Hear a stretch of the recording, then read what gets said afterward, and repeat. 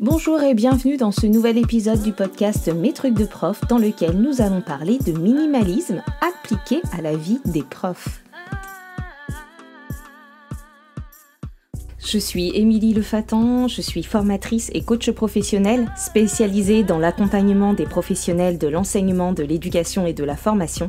Et dans le podcast Mes trucs de prof, je partage avec la communauté enseignante des réflexions, des conseils, des découvertes, avec l'intention de réfléchir et de faire réfléchir, de remettre du sens et du bien-être dans les pratiques et par ricochet dans la vie des élèves.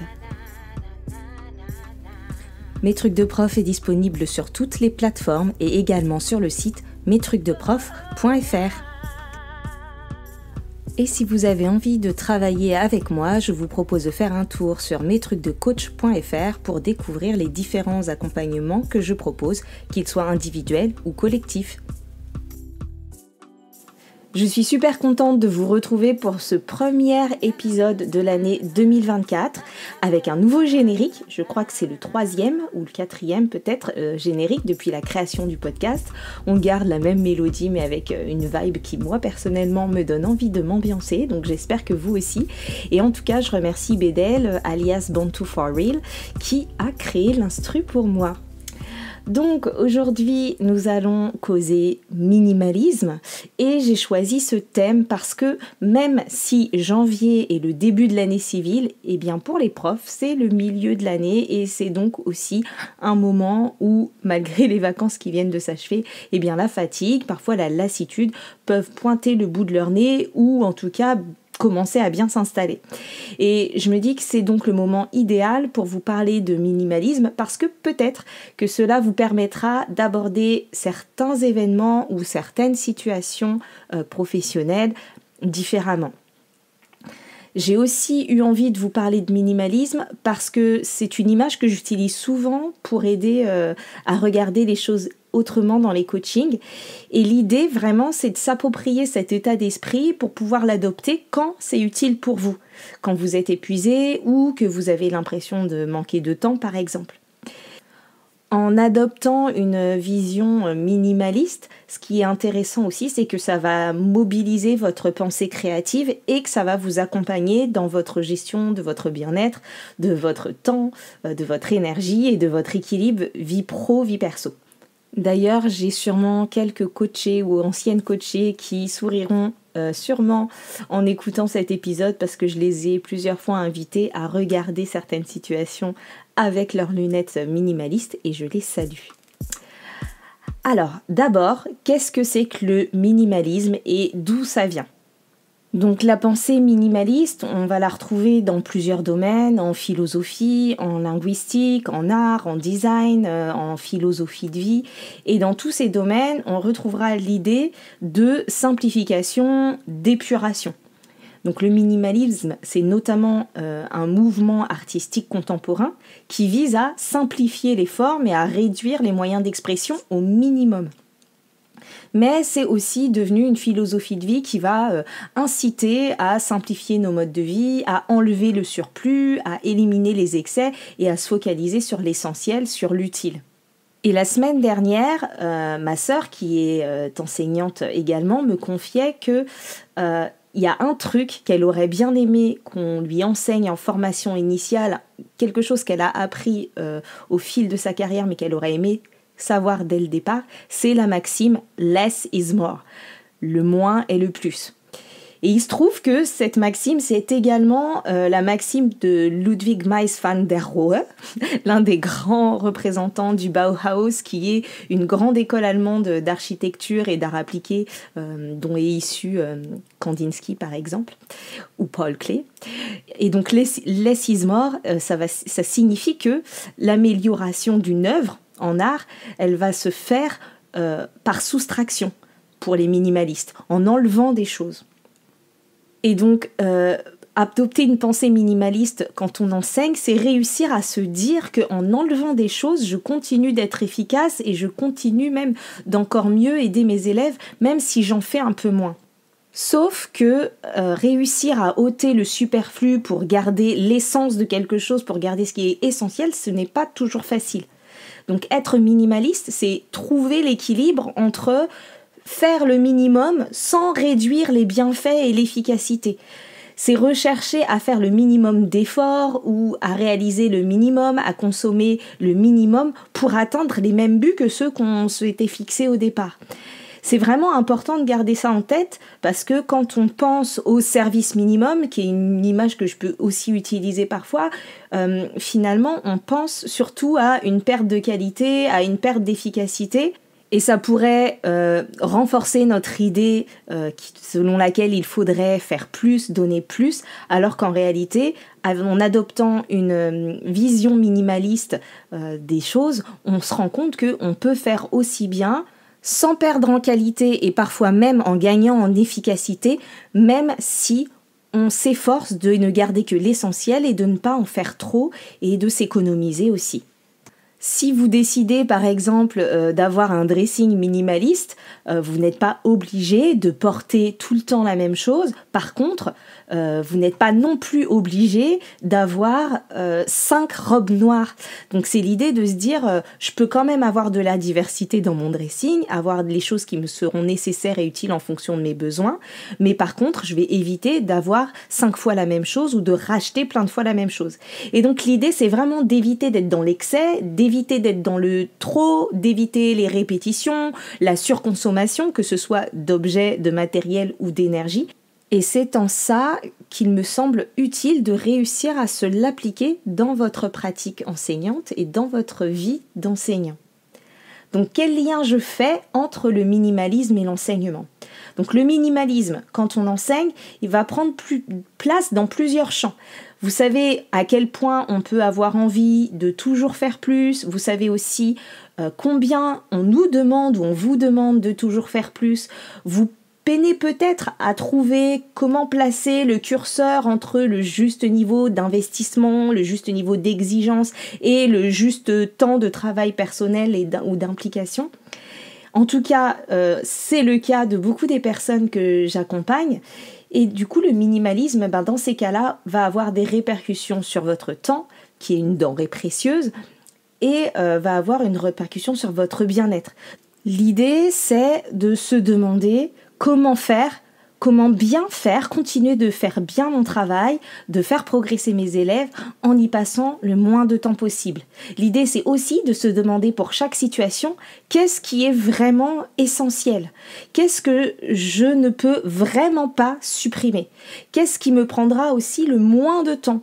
Ou bien encore, qu'est-ce qui est vraiment, vraiment efficace et nécessaire pour mes élèves dans cette situation-là ou nécessaire pour moi dans cette séance-là.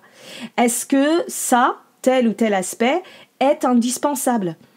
Ou bien se demander par quoi je pourrais le remplacer ou qu'est-ce que j'ai déjà en ma possession, qu'est-ce que j'ai déjà dans ma classe, qu'est-ce que j'ai déjà préparé, créé ou quels outils j'ai à ma disposition qui vont me permettre de ne pas passer encore du temps à préparer telle ou telle chose. Et puis, il y a quelques temps, ma copine Elodie, qui se reconnaîtra parce que je sais qu'elle écoute, me parlait de la méthode Bisou pour essayer de consommer de manière plus responsable et plus minimaliste. Et donc, l'idée, c'est que le B correspond aux besoins. Et donc, quand on veut acheter quelque chose ou avant d'acheter quelque chose, de se demander si on en a vraiment besoin. Le I, c'était pour immédiat, c'est-à-dire est-ce qu'on en a vraiment besoin tout de suite. Le S pour semblable, est-ce que j'ai pas quelque chose qui ressemble, qui pourrait s'y substituer ou qui pourrait faire doublon. O pour l'origine, pour aller questionner l'origine de l'objet que je veux acheter, d'où ça vient, etc. Et U pour utile, est-ce que c'est vraiment utile ? Est-ce que j'en ai vraiment besoin ou est-ce que je peux m'en passer ? Est-ce que ça va me servir à quelque chose ? Et bien du coup, je pense qu'on peut garder les mêmes principes que cet acronyme, la Bisou, pour notre pratique enseignante. C'est-à-dire de se demander avant d'acquérir un objet pour sa classe, avant de se mettre à créer des nouvelles ressources ou créer une nouvelle séance, eh bien de se demander si on en a vraiment besoin, si on en a besoin tout de suite, est-ce qu'on n'a pas quelque chose qui est déjà fait, déjà présent dans notre classe, qui pourrait nous servir ou est-ce qu'on pourrait pas faire autrement, de se demander aussi est-ce que ça va nous être utile, et toutes ces questions vont nous permettre d'arbitrer et d'éviter d'aller nous perdre dans des préparation trop longue ou dans de la recréation de matériel qui finalement est très similaire à quelque chose qu'on a déjà, etc. Donc concrètement, le principe, c'est vraiment de réussir à trouver l'équilibre entre je veux bien faire mon travail et je veux me préserver. Et donc, en adoptant cette pensée minimaliste vis-à-vis de votre travail, eh bien, vous décidez de passer le moins de temps possible en étant convaincu que c'est suffisant et que l'essentiel est là pour les élèves. Donc, c'est vraiment croire en ça, décider de croire que, ben oui, en fait, je suis pas obligée d'en faire toujours plus. Je serais pas pour autant un, entre guillemets, mauvais enseignant ou mauvaise enseignante si je suis pas complètement à fond tout le temps et que je me couche pas à 2h du matin tout le temps. Non, que je peux faire moins, je peux travailler moins, je peux y passer moins de temps tout en continuant d'être efficace. Et en même temps, rappelez-vous, less is more, ça veut dire que vous allez passer moins de temps à faire certaines choses, à préparer, mais en même temps, vous allez obtenir plus de temps pour vous, plus de temps pour vous reposer, et donc pour être plus en forme, pour être pleinement efficace dans votre classe. Et donc c'est ça l'idée aussi de less is more. On y passe moins de temps, on prépare moins de choses, moins de supports, ou on fait moins beau, enfin voilà, mais par contre, on gagne en efficacité sur autre chose ou à un autre moment. Ensuite, si on pense minimaliste au niveau du matériel, par exemple, on peut gagner du temps et de l'argent en pensant minimaliste. Je me souviens, moi personnellement, de mes débuts où, jadis, lol, de mes débuts où j'avais l'impression qu'il fallait que j'ai le plus de documents possible, je photocopiais plein de choses, j'essayais d'accumuler plein de ressources, j'avais mes classeurs remplis de photocopies en tout genre, mon disque dur d'ordinateur rempli, les favoris de mon navigateur internet remplis aussi, et pourtant c'est rempli de ressources et d'idées que je n'ai jamais utilisées, ou en tout cas à hauteur de peut-être 3-4% de ce que j'avais, et dans lesquels par contre je me suis de nombreuses fois perdue en temps à chercher, à comparer, etc.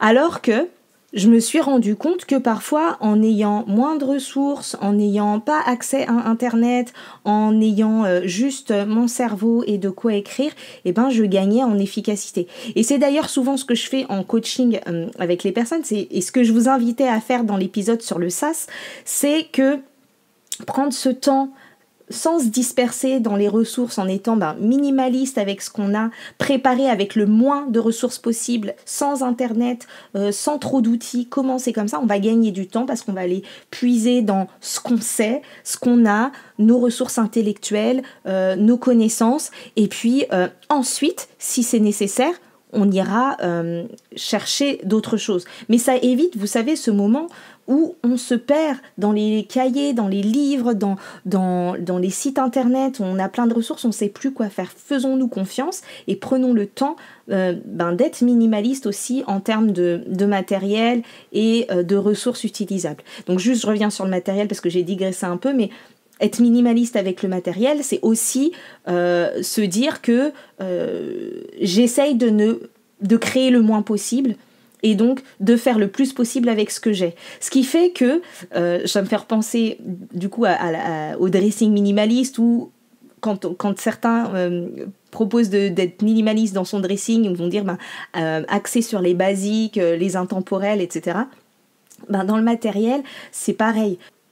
Parfois, si on se focalise sur le matériel qui est vraiment basique, universel, qu'on va pouvoir utiliser dans plein de situations, eh bien, ça va nous économiser du temps, de l'argent. Et là, je pense par exemple aux cubes emboîtables avec lesquels on peut faire plein de choses, que ce soit en mathématiques ou ils peuvent servir de pions pour un jeu de plateau, etc. Et parfois, si on reprend le S de bisous, est-ce que j'ai quelque chose de semblable ? On a toujours dans nos classes des feuilles de classeur pour les plus grands, des ardoises pour les plus petits, qui vont nous permettre d'aller travailler finalement la même chose que ce qu'on voulait faire, peut-être avec du matériel qu'on s'apprêtait à fabriquer, plastifier, etc., mais qui vont nous permettre de remplir le même objectif. Je ne suis pas en train de vous dire de ne plus faire de matériel pour vos élèves, je vous dis juste que c'est important de se dire que l'efficacité de nos séances ne repose pas sur ça. Et si vous voyez qu'il est 21h, que vous avez autre chose à faire et que vous n'avez pas le temps de découper et plastifier 52 cartes pour un atelier de 6 personnes qui durera 8 minutes, eh bien, votre atelier, votre séance, elle n'est pas fichue. Vous pouvez juste trouver une façon plus simple, moins jolie, plus basique, plus minimaliste de la mener quand même.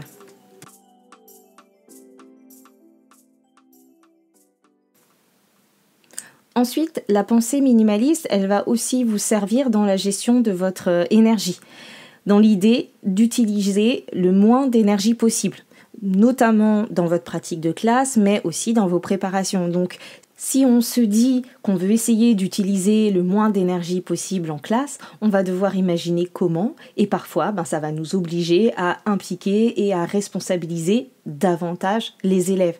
Donc dans des situations où on aurait instinctivement pris en charge une répétition, une reformulation ou la création d'un outil, eh bien on peut redonner la main aux élèves et ça on aime. On aime parce que du coup on redonne un peu plus de place aux élèves en s'économisant et en ayant cette pensée minimaliste au niveau de notre énergie en classe. Et c'est pareil avec la prise de parole et avec la gestion de notre voix. Si on essaye de se dire qu'on veut être minimaliste aussi dans notre prise de parole et dans notre utilisation de notre voix, eh bien on va faire plus de place à celle des élèves, à la parole des élèves et à leur voix. Alors pas pour créer des bavardages, au contraire, mais moins vous parlez, plus vous laissez la possibilité aux élèves de participer, de s'impliquer, et plus vous vous rendez disponible pour autre chose, que ce soit pour être à l'écoute ou pour gérer d'autres choses dans la classe, pour poser le cadre, etc. Donc là encore, on voit bien que less is more. On fait moins de quelque chose, mais ça nous rend disponible pour autre chose, plus disponible pour autre chose.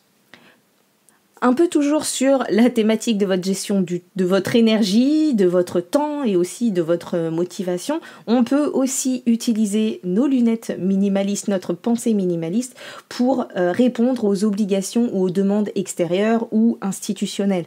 C'est-à-dire qu'on n'est pas non plus toujours obligé de répondre à fond, de répondre à tout le temps. Et donc si on se rappelle au moment où on est sollicité par quelque chose, où on nous demande une énième chose à faire, qu'on se rappelle de cette pensée minimaliste, soit on va dire non parce qu'on a déjà trop de choses à faire, soit on va le faire mais sans être complètement à fond, juste le minimum pour que ce soit acceptable et que ça nous convienne et que la personne qui avait cette sollicitation puisse avancer elle aussi. Donc le minimalisme, il peut aussi vous servir à ça. Je suis sûre en tout cas que vous trouverez plein d'endroits où vous allez réussir à penser minimaliste en se disant je fais le moins, ça me permet le plus et je vais enfin pouvoir trouver l'équilibre entre je veux bien faire mon travail et je veux me préserver.